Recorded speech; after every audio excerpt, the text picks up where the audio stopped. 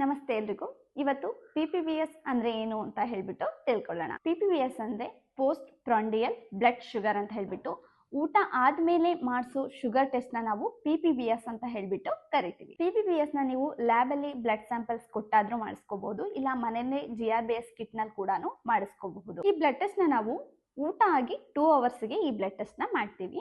ಊಟ ಆಗಿ 2 ಅವರ್ಸ್ಗೆ ಅಂದ್ರೆ ನೀವು ಯಾವಾಗ ಊಟನ ಸ್ಟಾರ್ಟ್ ಮಾಡ್ತೀರಲ್ಲ, ಸ್ಟಾರ್ಟಿಂಗ್ ಟೈಮ್ನೇ ಕೌಂಟ್ ಆಗುತ್ತೆ.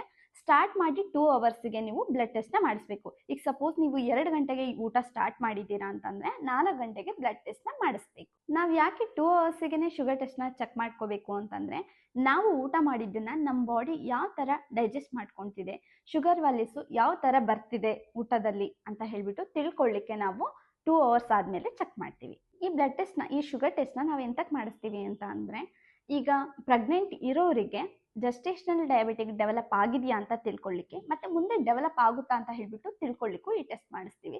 ಈಗ ಪ್ರೆಗ್ನೆಂಟ್ ಇಲ್ಲದೆ ಇರೋರಿಗೆ ಮಾಮೂಲಿಯಾಗಿ ಅವರಿಗೆ ಡಯಾಬಿಟಿಕ್ ಡೆವಲಪ್ ಆಗಿದೆಯಾ ಅಂತ ತಿಳ್ಕೊಳ್ಳಿಕ್ಕೆ ಮಾಡಿಸ್ತೀವಿ. ಇಲ್ಲ ಅಂತಂದ್ರೆ ಪ್ರೀ ಡಯಾಬಿಟಿಕ್ ಆಗ್ತಾರಾ ಅಂತ ಹೇಳ್ಬಿಟ್ಟು ತಿಳ್ಕೊಳ್ಳಿಕ್ಕೂ ಕೂಡ ಈ ಬ್ಲಡ್ ಟೆಸ್ಟ್ ನಾವು ಮಾಡಿಸ್ತೀವಿ. ಒಂದ್ ವೇಳೆ ನೀವೇನಾದ್ರೂ ಡಯಾಬಿಟಿಕ್ ಟ್ರೀಟ್ಮೆಂಟ್ ತಗೊಳ್ತಾ ಇದ್ದೀರಾ ಅಂದ್ರೆ, ಆ ಟ್ರೀಟ್ಮೆಂಟ್ ನಿಮಗೆ ಯಾವ ತರ ಕೆಲಸ ಮಾಡ್ತಿದೆ ಅಂತ ಹೇಳ್ಬಿಟ್ಟು ಕೂಡ ತಿಳ್ಕೊಳ್ಳಿಕ್ಕೆ ಈ ಬ್ಲಡ್ ಟೆಸ್ಟ್ ನ ಮಾಡ್ತೀವಿ.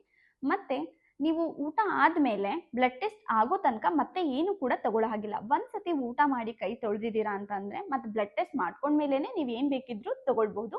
ಅಲ್ಲಿ ತನಕ ನೀವು ಒಂದ್ಸತಿ ಊಟ ಮಾಡಿದ್ಮೇಲೆ ಬ್ಲಡ್ ಟೆಸ್ಟ್ ಮಾಡ್ಕೊಳ್ಳೋ ತನಕನೂ ಖಾಲಿ ಹೊಟ್ಟೆಲೇನೆ ಇರಬೇಕು. ಬೇಕಿದ್ರೆ ನೀರೊಂದು ಕುಡಿಬಹುದು. ನಾರ್ಮಲ್ ಜನಕ್ಕೆ ಈ ಬ್ಲಡ್ ಟೆಸ್ಟ್ ಮಾಡಿಸಿದಾಗ ಡೈಜೆಷನ್ ಚೆನ್ನಾಗಾಗ್ಬಿಟ್ಟು ಅವರಿಗೆ ರಿಪೋರ್ಟ್ ನಾರ್ಮಲ್ನೇ ಬರುತ್ತೆ.